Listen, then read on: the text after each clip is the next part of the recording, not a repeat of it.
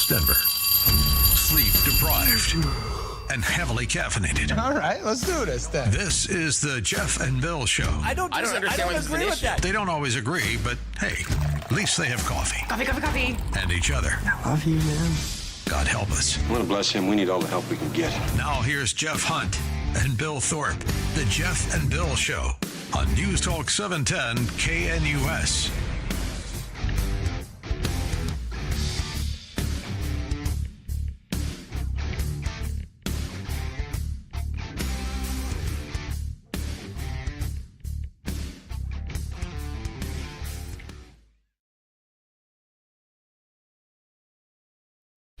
Eight a.m. in the Mile High City on this Wednesday, June 25th, 2025. Good morning, Denver, Colorado. You've tuned in to the Jeff and Bill Show, News Talk 710 KNUS. I'm your co-host, Jeff Hunt, along with Bill Thorpe, bringing you the freshest insights and honest takes from the right, left, and center this hour.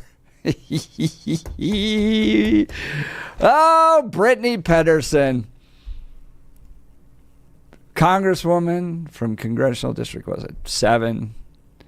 The Lakewood side of Denver, the western portion of Denver, brings her baby son along to question Fed chairman at a hearing.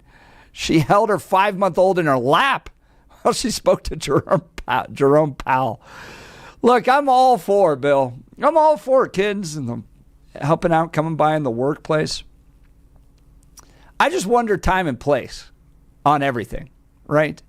So if I go into a meeting, for instance, with the big bosses here at Salem, my kids aren't hanging out in the meeting there. They'll be hanging out over here or, go do something, go down to the cafeteria and hang out, that type of thing. Now, granted, Brittany's son is 5 months old, but does he have to be everywhere, including the questioning of the Fed chairman at a congressional hearing? And while she's trying to ask him questions, he's being a 5-month-old baby. He's bouncing around. He's hitting the table. He's a distraction.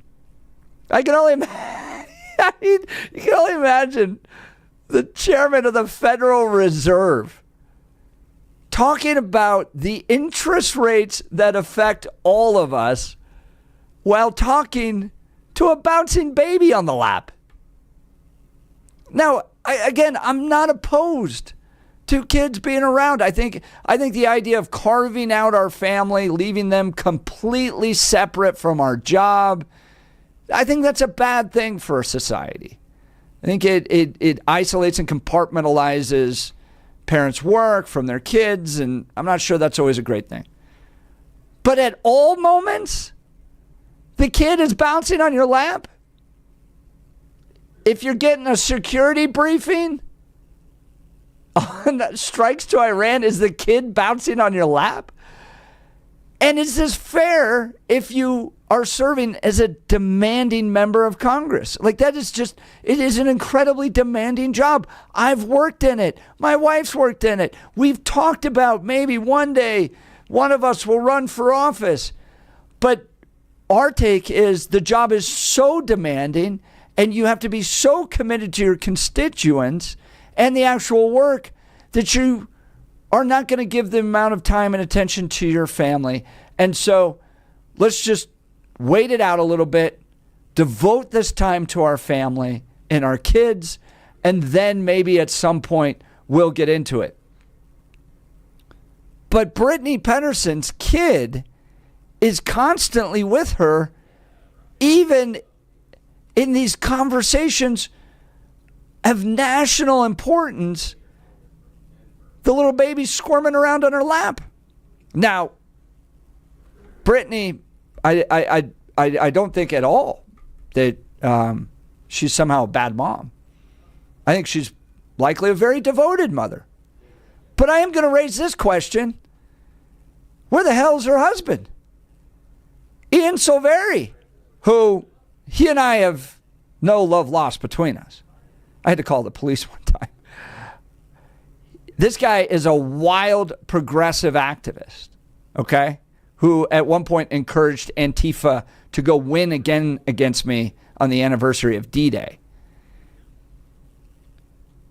Ian is a consultant. Ian is not a member of the military running secret ops in some jungle far away serving his country. He is a consultant, which means he sits at a laptop. Where is Ian at this point? What is this guy doing? That his wife, who's a member of Congress, has to take meetings with the federal chairman with the baby on the lap? Because of what? Why is nobody asking this question where the dad is?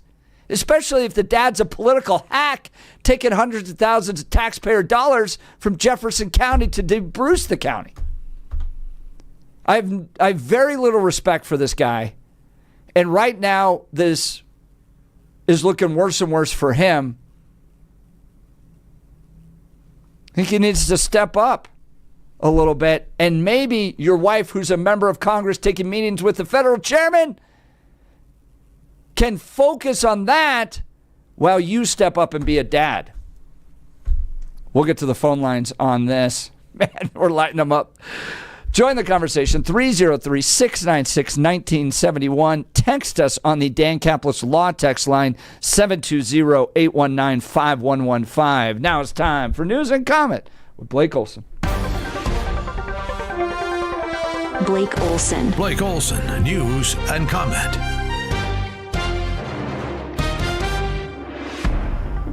Good morning. It is Wednesday, 64 and a little cloudy out there in Denver, expecting a high of 80 today. The 710 5-day forecast is coming up.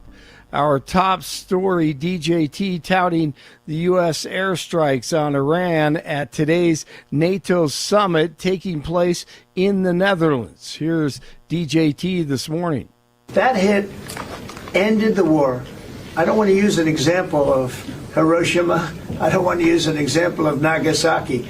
But that was essentially the same thing. That ended that war. This ended that with the war. If we didn't take that out, they'd be fighting right now. Joining 47 in the Netherlands, Secretary of State Marco Rubio, who said there's no doubt the U.S. strikes on Iran were a success. And I refer you to the statement of the IAEA, Mr. Grossi. You know what he said? He said there was Iran, the way it looked the day before the attack, and what their nuclear program looks like now. Two very different things. They are way behind where they were just 7 days ago. The ceasefire between Israel and Iran appears to be holding, each side claiming victory today after 47 called for a ceasefire Tuesday. The ceasefire comes after, of course, the 12-day conflict between the two countries that included the U.S. bombing Iran. 47 set to address the situation during a news event at the NATO summit soon. DJT also has his eye on the war between Ukraine and Russia, of course, and expected to meet today with little Ukrainian President Zelensky. At the same time, getting NATO countries to agree to raise their national spending on defense to at least 5% of their gross domestic product is still seen as a key focus of this week's gathering.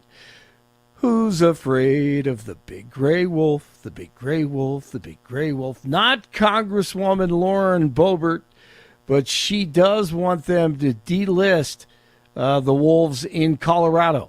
Delisting them from the Endangered Species Act doesn't directly and immediately help Colorado. However, it does allow our neighboring states to take action when this predator crosses those arbitrary boundaries and goes into their states and their areas. The gray wolf has bounced back and forth on and off the Endangered Species Act, even through as far back as Obama. They said that we need about 600 gray wolves for it to be considered fully recovered. Well, we have about 6,000 gray wolves.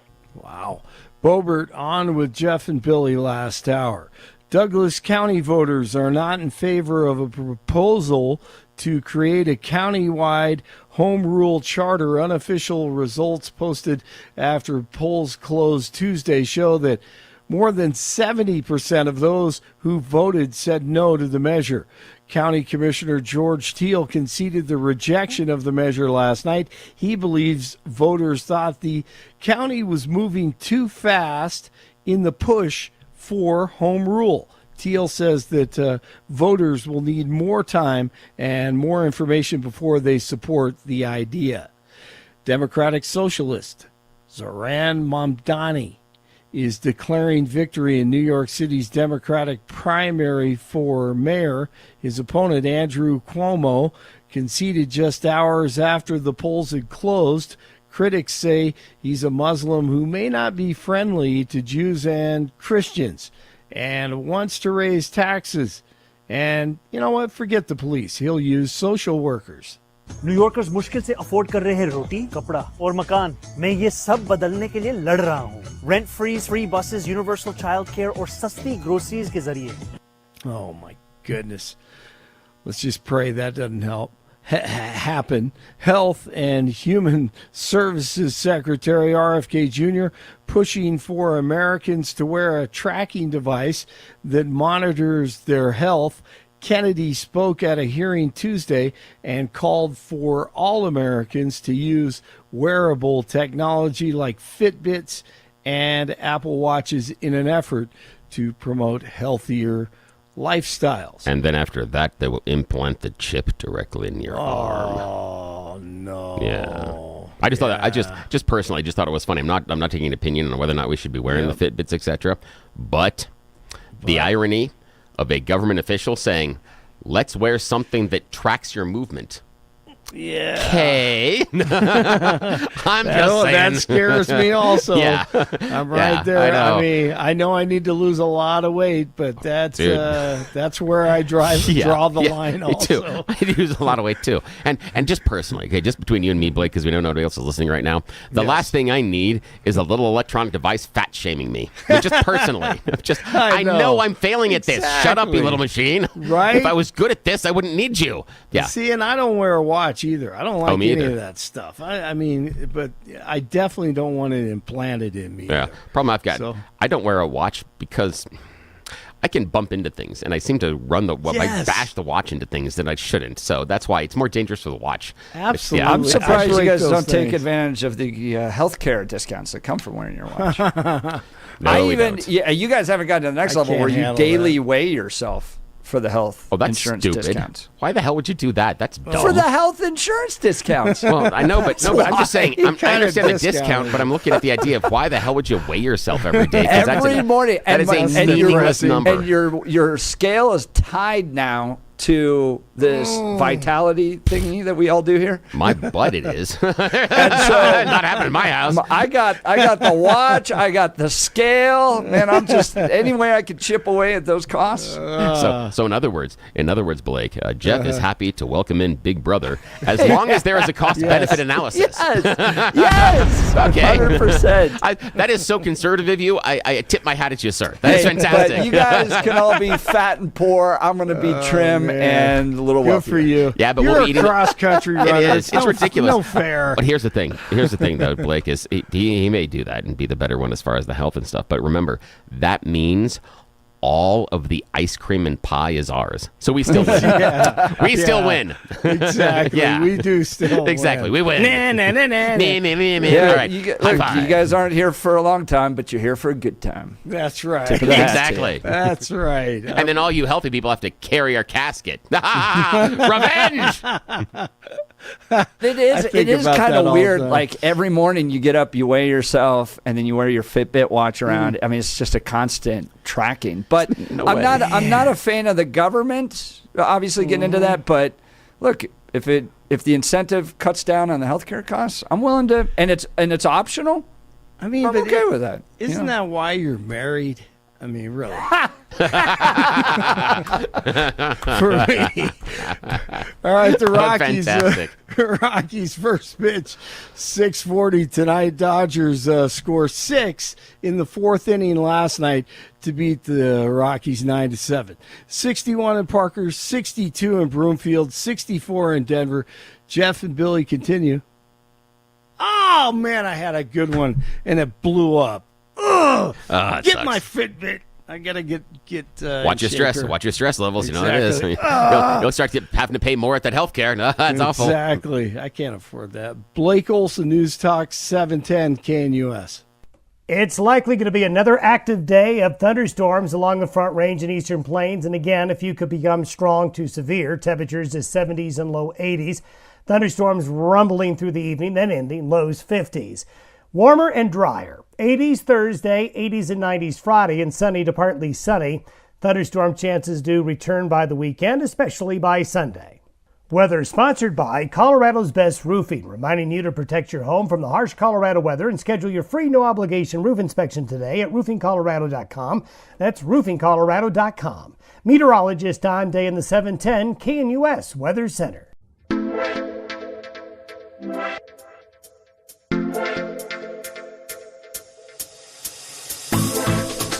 Look, I'm all for having kids in the workplace. All for it. I don't like what our society has done to create these clear distinctions. Dad leaves the house for 10 hours a day and we have no idea what he does. And then he comes home, he's tired, exhausted, doesn't want to spend time with us. I'm not sure that's good, right? I like kids being able to hang out, learn what the parents are doing. My kids come into the studio. I think it's great. But it seems like there's got to be a line somewhere, right? Taking your kid everywhere all the time, questioning the federal chairman of the chair of the Federal Reserve, questioning the chair of the Federal Reserve, Jerome Powell, as a member of Congress while your little baby, 5-month-old, is squirming around and distracting and stuff like that. Maybe not the best time. Maybe trying to change how Congress votes in order to allow proxy voting. All right, that's a disaster because members of Congress are going to be sitting on yachts in Mexico voting. All right, that was a disaster. So I'm not saying to Brittany Pedersen, can't ever bring your child to work. Don't ever do that. Look, Lauren Boebert brings her grandson to work. I think it's fine. But it seems a little excessive at this point. And yesterday, Representative Brittany Pedersen had her son along with her as she questioned the Fed chairman. He's bouncing around. He's squirming on her lap, kind of tapping the table, being a cute little 5-month-old. There's nothing wrong with that. But I will say this, at this point, where the heck is her husband? And I'd be a little bit more sympathetic if he was doing something very noble, fighting, evil somewhere around the world. He's a consultant. I've been a consultant. You put together memos and PowerPoint presentations. So he can't help. He can't help it. Your wife has got to hold the little baby. And then we brought this up during the 6 o'clock hour. No other member of Congress could go, hey, Britt, I got you. Hand me little Sam for a second. I'll hold him in the back. You go do your best. You represent your people. Hammer that chairman of the Federal Reserve with the tough questions, Congresswoman. Nope. It just seems off and weird to me. What do you think? Let's go to the phone lines. Raphael, Denver. Good morning, Raphael. You're on with Jeff and Bill. Yeah, good morning. Good morning, guys. Jeff, you never criticize Elon Musk for bringing his child to the White House. You never questioned where his wife, number 12, was, that she was not taking care of the kid. He brought his kid almost every day to the White House, even on respect Donald Trump. And I don't know why you're questioning this right now. Do you want me to be consistent in saying that it's okay to bring kids to all these things? Or do you want me to be consistent and say they shouldn't be bringing their kids? What are your thoughts? I think there is environments where kids should not be. And I don't think that's environment for a kid. You even say, that Elon Musk's son reminds you to John F. Kennedy Jr. running around on the White House. I mean, if you're going to criticize one, you have to criticize the other one. You cannot have it both ways. So in your mind, kids should be gone in both instances. Brittany shouldn't have her son questioning the chairman or the chair of the Federal Reserve, and Elon Musk shouldn't have his son at the White House. That's right. All right. Well, I appreciate you being consistent. And I asked myself this question, too. I mean, Rafael, you bring up a fair point. Am I just being partisan in my critique here? Possibly. But do you see it at a different level, though? To me, it seems like it's at a different level with Brittany. I don't know. You don't? Yeah, I think Rafael, I think what he's asking is, do you feel that Brittany is using the baby more as a prop rather than to show the struggles of being a mother? She's using it more to make a statement, knowing that that's the thing that'll get on TV. What do you think about that? Do you think that she's using the baby to increase her screen time? I don't think so. Okay. I don't know. I think sometimes, you don't have nobody to take care of your baby. There is single fathers and single mothers out there, that taking care of their kids by themselves. Yeah. I don't think it does. Because I'm sure they make a lot of money, Elon Musk and the other person. But I don't know. I think it's not a place for kids. I appreciate that so much, Rafael, because you went the exact direction that I was going. It's like their paychecks they got a lot of zeros on those checks. I'm pretty sure childcare is fairly affordable at that level. Well, and I appreciate Rafael's intellectual consistency. Yeah. Thanks a lot, Rafael. Have a great day, man. Baby in the congressional hearing with the Fed chairman, no baby in the White House. Okay, that's fair. Right? Yeah, that's totally fair. Consistent on it. That is fair. And I do like his critique of Elon, that nobody was worried about it when Elon Musk brought the kid in, and possibly have even wiped some boogies on the Resolute desk. See that? You see that meme where maybe the kid left something behind? Yeah. So yeah, who knows? Yeah. And is it the same as bringing your kid around while you're doing work? For instance, like allowing them to have a presence and having a child there while you're doing like very important work, right? Like it's one thing to take a press conference and you're kind of just standing around and he's just kind of having fun. But questioning the chairman of the Federal Reserve, like was Elon Musk's child in those like really top same meetings and creating a distraction? I don't know, but good point. 303-696-1971 is the phone line. The text line is 720-819-5115. Let's go to Francis Golden. Good morning, Francis. You're on with Jeff and Bill. Morning. Morning, you guys. Hey, let's put all this in context with Brittany Pedersen. This is the lady who wanted to proxy voting and really push that agenda and cited the child as a reason for it. I think child as prop in any circumstance, and that's exactly all this kid was here, was a child as a prop, is completely wrong. And Jeff, you're 100% right. There's different contexts in which you can bring a kid to a work environment, and that isn't it. I mean, there's no reason under the sun why a kid is in her lap while questioning the Federal Reserve chairman. I mean, it's absurd. And it's all just trying to get clicks or screen time or draw attention to an issue that she wants, which is some form of absentee voting. And it's because she wants it because that's the way she was when she was here in Colorado, and that's the way she wants it now. I asked the same thing that you did, Jeff. Where is Ian Silvery? I mean, this guy, he's a consultant. He works out of his, home office in Lakewood or something. Why is this kid not with him? Is there a reason under the sun why Brittany Pedersen has a kid in her lap questioning the Federal Reserve chairman? I mean, it's crazy. And she's also got staff, Francis. I mean, I've worked for a U.S. Senator. My wife worked for 2 different members of Congress. You got plenty of staff. Hey. Would she get the charge then that she's making staff do personal errands or whatever it is. But I don't think that you would, I don't think any staff member, I remember how committed I was to my boss, that I was happy to help him in anything. Can you hold the baby? And this is not like hours of questioning either. It's about maybe 7 minutes of that each member of Congress gets to question the chairman of the Federal Reserve. Hey, chief of staff, or hey, person that works in the office, could you just hold little Sam for a second? I'm going to go ask some questions. Hey, Brittany, I'd be happy to hold Sam for a second. If I saw a woman in a moment where she's having to question the chairman of the Federal Reserve, and she's struggling. At one point, she says, I'm doing the best I can with Sam here. I would have been said, hey, Britt, happy to take Sam for a few minutes. Cute little baby. He's got lots of hair. Cute little baby. I'd be happy to hold him. You go do your thing.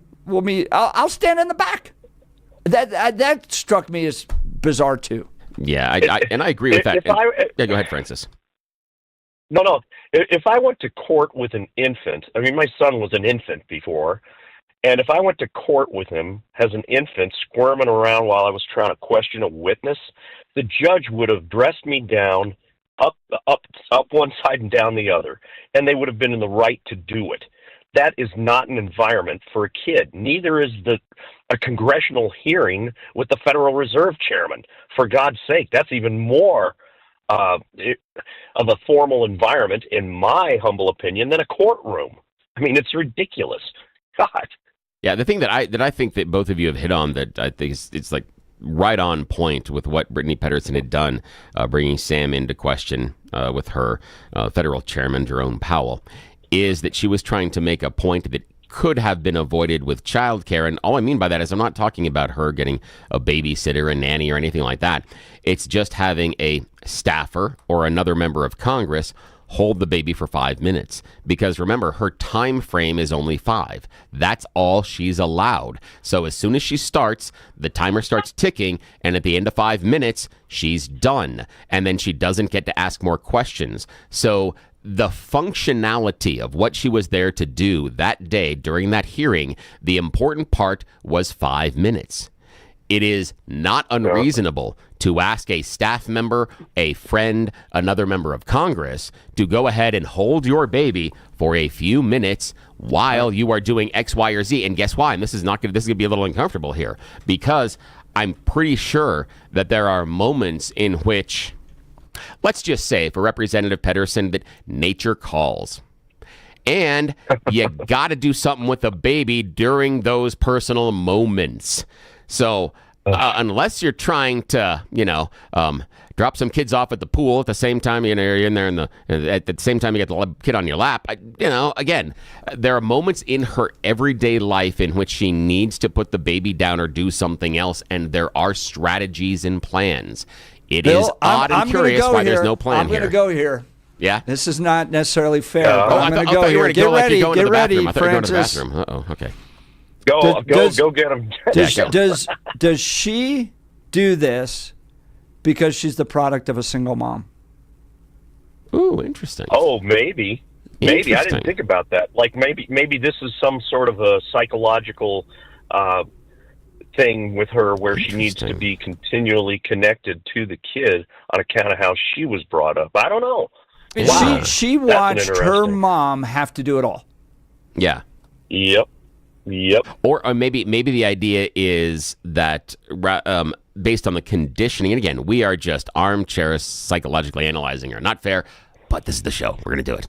The idea being that because of the example that her mom set, that if she's not doing the same thing, if she complains about the problems or the difficulties in raising a child with a husband, that she's not living up to the standard that mom set. The idea that if mom could do it, then why do I have the space here to complain? Mom was able to manage this, so I should be able to manage this as well. And perhaps it plays in, again, we're just guessing here, perhaps playing into the psychology of showing people publicly that she can do that as well. Then maybe that's part of it as well. You might have something there, Jeff. You know what else could factor in? I'm going to go the other direction here, Jeff and Bill, if that's okay. Oh, absolutely. As long as we're psychologically analyzing people on the show. Let's do this, man. Let's go. Let's go all in. What if she has legitimate concerns of leaving an innocent thing with Ian? Maybe that's a problem. She might have. I mean, these might not be psychological issues, but just fact issues. She doesn't want to leave the kid alone with Ian Silvery. I mean, I don't know. It's a thing. The other thing I was thinking is why don't we just let Sam ask questions? I mean, we have a. Couldn't be worse. I'm going to go this way because why not? I mean, I don't have a great deal of use for Brittany, but look, you have a political science major asking a Federal Reserve chairman about what should be, I think, economically based questions. I don't know, but what Sam's is, well, maybe he can't vocalize it as well at this age, but he's probably as deep in this issue as Brittany could be. I mean, I'm just throwing it out there. Well, he's super concerned about the increase in tariff prices in Melba toast because that's what he's really worried about. Super curious about that one. Yeah, Francis, and that's what you said, Francis, and that's one of the things. And I appreciate the phone call. Thank you so much, Francis. One of the things that Jeff and I talked about earlier is why didn't Representative Pedersen, or at least the staff, if they're not going to take the baby, at least have a 3x5 note card with 3 important questions. Those could all be pre-written. You could have a sub point underneath them in case you need a follow-up. But you don't have to fumble around. If you know that Sam's going to be there, the potentiality of having the baby with you, then you need to prepare for it. And if you know you only got 5 minutes and you're going to have to hang on to Sam, then maybe you have to have those questions focused and written down beforehand. There's a staff there that probably could have helped her that way. And then it would have allowed Sam the space to pound on the table, etc. And she still has the card in front of her that can come back to where she needs to go. Question. Yeah, again, planning people. I think what we're dealing with here is somebody that's not like when I bring my kids, or when Lauren Brobert's bringing her grandson, for instance. Yeah. What we do as parents is try to make sure that our kid has a good experience, but does not interrupt the flow of the system that we're a part of. Yeah. Right? So it's very much sit over there. Yep. You can watch, here's headphones, all that stuff, but he's not playing with the mic. He's not jumping behind the camera. He's not doing that stuff that would interrupt the process that we're engaging here. I think the problem that people have with Brittany is she's asking the process to adjust to her. Yeah. So whether it's voting or this, she's going, I'm a mom. You just got to deal with it, right? My little baby's going to interrupt the questioning of the chairman of the Federal Reserve. Deal with it. I want to vote via proxy because I'm a mom. Deal with it. It's changed the system to address her as opposed to her trying to go, I know this is a little bit of a distraction. I'm so sorry. Little staffer, can you please take my child for just a quick second? I want to focus on that. That's where I think part of the rub is. All right, join the conversation. Give us a call, 303-696-1971. Text us on the Dan Caplis Law text line at 720-819-5115. Let's talk advanced hair restoration. If the last couple of years have taught us anything, it's to value the things we can control in addressing hair loss. Top of that list, so why not take advantage of the great offers, the great work at Advanced Hair Restoration. Advanced Hair Restoration can reverse years, even decades of hair loss with a simple one-day treatment. Your own natural hair begins to regrow the very next day. Your hair is backed by that great Advanced Hair Guarantee. It works for bald spots, receding hairlines, thinning hair. For men, women, younger, wiser, Advanced Hair can address many different patterns of hair loss. Advanced Hair has top-rated physicians like Dr. Tanya Pauls who have changed the lives of tens of thousands of people. Now it's your turn. Schedule your free consultation today by giving them a call at 720-459-HAIR, 720-459-HAIR, and you can get 250 free hair grafts, $250 off. Great deal going on now. Value the things you can control. Start regrowing your own natural hair today. That's 720-459-HAIR. Or become inspired with before and after pictures at advancedhair.com. Advancedhair.com. We'll continue with the Jeff and Bill Show. This is Denver's talk leader, News Talk 710 KNUS. Scott from Littleton is up next. We've got a line open for you, 303-696-1971.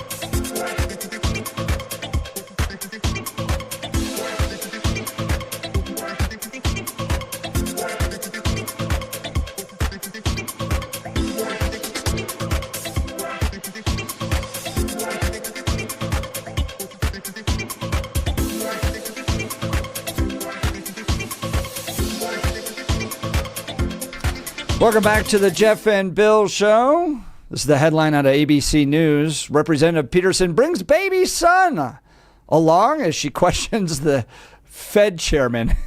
The 5-month-old sat on her lap and she's trying to ask questions and he's bouncing around. He's been a 5, but he's a really cute baby. Bouncing around, big full head of hair. And she gets distracted, has to apologize at one point. And the question is she just taking it too far? And are there certain spaces where, hey, maybe you shouldn't have your child? But to Raphael's point, no one was really complaining when Elon Musk brought his child into the Oval Office. So, yeah. Are we being unfair to Brittany Pedersen? Let's go to the phone line. Scott Littleton. Good morning, Scott. You're on with Jeff and Bill. Morning. Good morning, gentlemen. I probably can't add much more than Bill and Francis did so eloquently, but I'll add this. Remember, Brittany is the queen of props.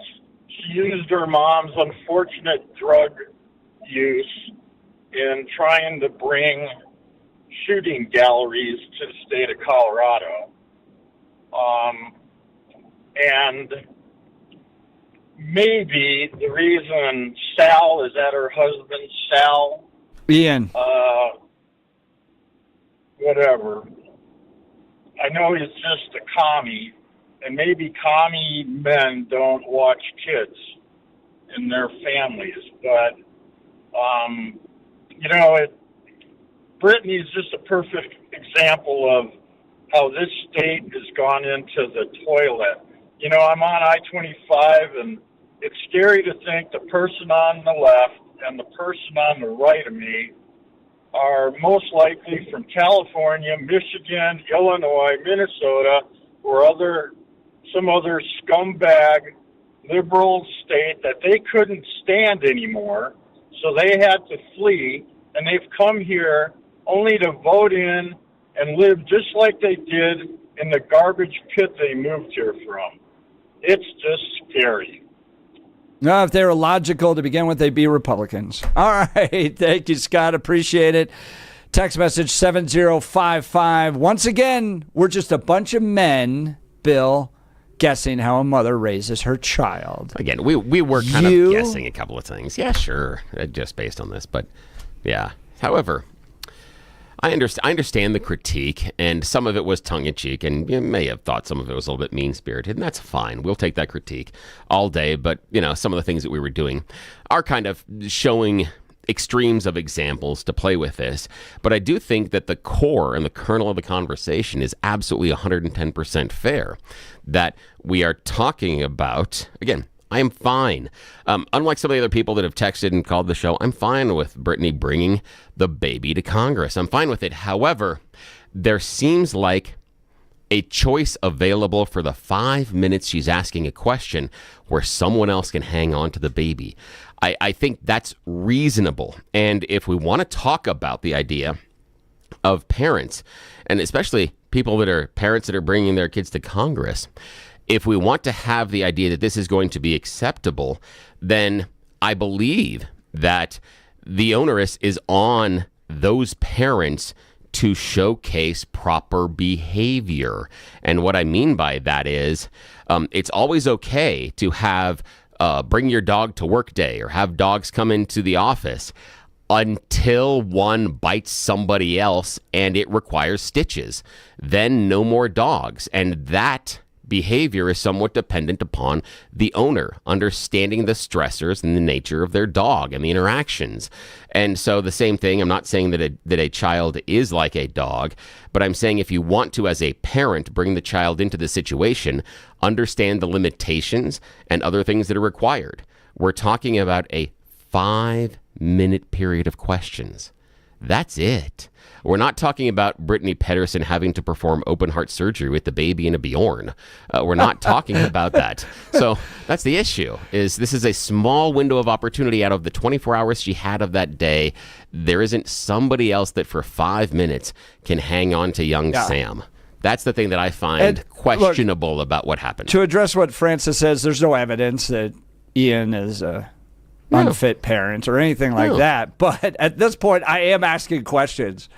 I think it's fair. When your husband is not necessarily, a military member serving somewhere off on foreign land defending our freedoms, is a consultant, is a little political activist, and he seems to be totally absent from all this. You just kind of go, huh. Yeah, and things that make you go, Now, we could invent scenarios. Nice done. There are things there that we could invent, maybe reasons why Ian Silveria wouldn't be there and be able to. Maybe there is a conference he had to go to. Maybe there is an in-person meeting, and in order to get the baby there, it's more of a burden than what Brittany was going to have to go through. There are understandable reasons why, but, and this is where the pain point for me exists, is it's a 5-minute question session. That's what I keep going back to. You keep going back to it. Yes, Yep. because it's 5 minutes, and I have taken it at one point in my life. I was the stay-home dad because of radio. My shift started at 8 o'clock at night. That's when I went to work. My wife's 9 to 5 in it.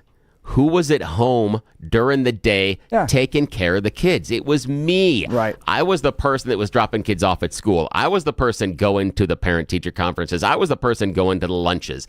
I was the person that was there when they were riding their bike the first time during those times because she's doing the 9 to 5. I had the time during the day because my job didn't start until 8 o'clock at night. Yeah. That's it. That's why this 5-minute window is important to me. Outrageous to me. All right, let's talk L&L heating and air conditioning. We got 80 and scattered storms today. It's going to get into the mid-90s Friday and Saturday. It's going to be hot. If your air conditioners run into problems, that line's gotten frozen, you need somebody to come out, look at a repair, or maybe it's a whole new install, we got the folks for you. It's L&L heating and air conditioning. Came out to our house, fixed what we had broken. It took one day. It was no stress, personal service, start to finish. Followed up to make sure everything was perfect. Now our home's totally comfortable no matter what the weather. With the L&L heating and air conditioning, we got peace of mind. Here's the deals they got going on right now. A free programmable thermostat or carbon monoxide detector with new furnace or air conditioner installation. No emergency charges. A $0 trip fee. Price match value guarantee on equipment, free estimates, licensed and insured, and a 5-year labor warranty. Everything works great. Our family couldn't be happier. So if you're looking for fast, honest, and reliable service, I highly recommend L&L Heating and Air Conditioning, 720-851-1691, online at bestdenverhvac.com. bestdenverhvac.com. I'm sure glad we called him. That number again, 720-851-1691. We'll continue. You're listening to The Jeff and Bill Show. This is Denver's talk leader, News Talk 710, KNUS.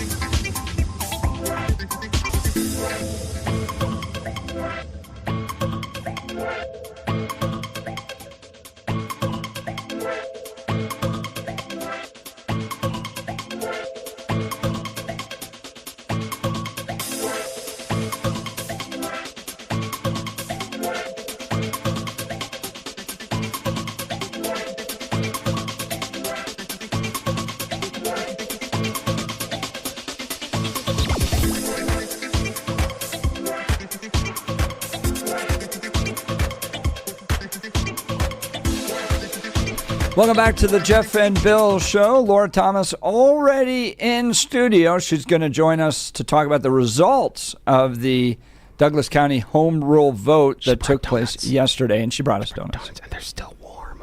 Oh my God. She's like that fun mom that always shows up with snacks. Yes. She's like the fun mom that always had the good snacks after soccer. Yeah. That was it, because you knew those families. And you're like, this is awful. This is horrible. And then you're like, yeah, John's mom is bringing the snacks. Yeah, everybody knew. Brought us donuts today. Always appreciate that. All right, Speaking of great people, let's talk Dan Caplis, Dan Caplis Law. I've known Dan well over a decade. Pro-life, pro-family, pro-faith, pro-America. He's right there with us on the values. And that matters because who you choose to represent you in an injury case says a lot about you to everybody involved in the case. Dan Caplis is the son of a police officer and a former seminarian who's dedicated the last 40 years of his life to helping the people hurt in serious motor vehicle crashes. He's been getting justice for a long time for people in Colorado. That's why he has such a sterling reputation.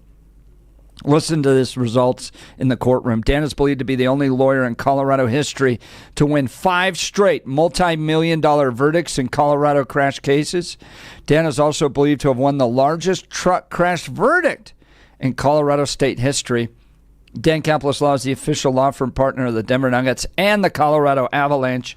Dan Caplis Law is a serious firm for serious cases. Dan accepts righteous injury cases on a percentage fee basis so that he can represent good people from all walks of life without regard to ability to pay. So if you need Dan's help, give him a call, 303-770-5551.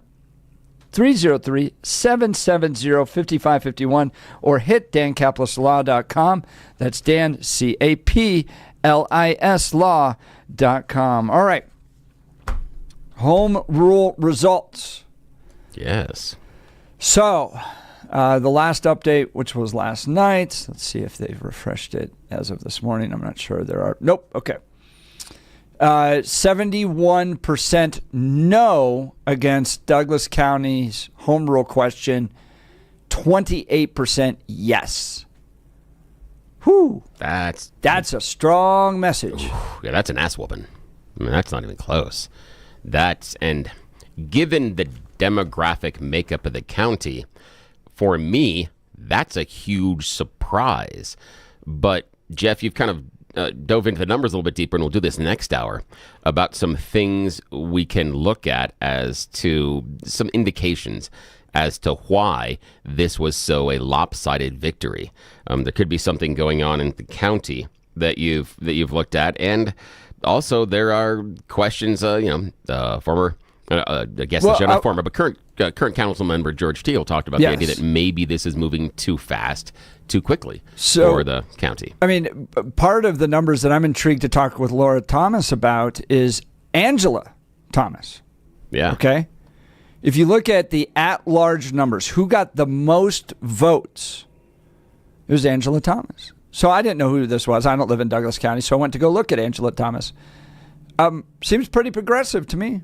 She doesn't like Lauren Boebert, supports Tricia Calaverse, her opponent, did not like Douglas County separating from Tri-County Health. So I don't know her registration. Maybe Laura Thomas can fill me in on that. But doesn't seem to be a strong vote for conservatives in the county. Yeah, we wouldn't guess that she would be aligned with most conservative causes just based on things that you've seen, social media and other interactions. And by the way, her title and her website says "Vote Democratic." Oh, so I think we have. Okay, then I think we can safely draw a conclusion.